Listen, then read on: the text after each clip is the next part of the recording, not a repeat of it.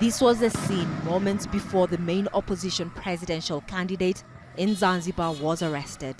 Maalim Seif Sharif Hamad had just called for mass protests in Tanzania's semi-autonomous island region, citing widespread irregularities in Wednesday's poll.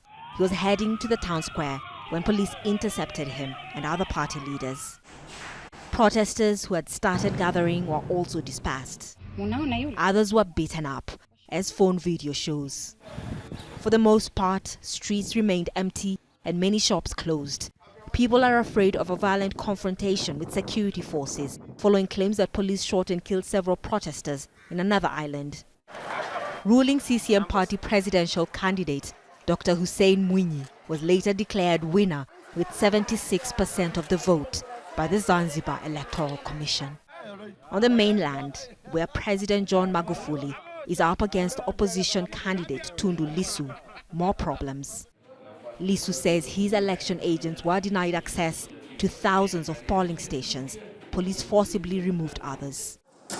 The opposition has made widespread allegations that some ballot papers were pre-marked, ballot boxes stuffed, and that police intimidated those who dared question inconsistencies in the process. What happened yesterday is not an election.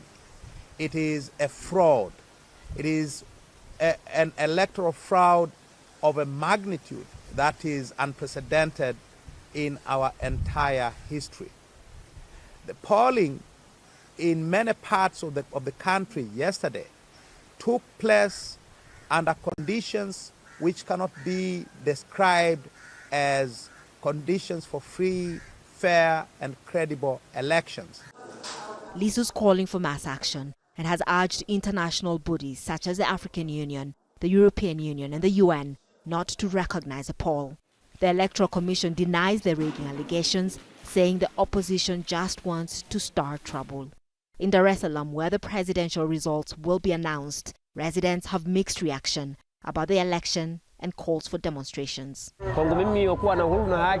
This election is not credible. Many things were not done correctly during the vote. There is no democracy. I'm happy. The results should be respected.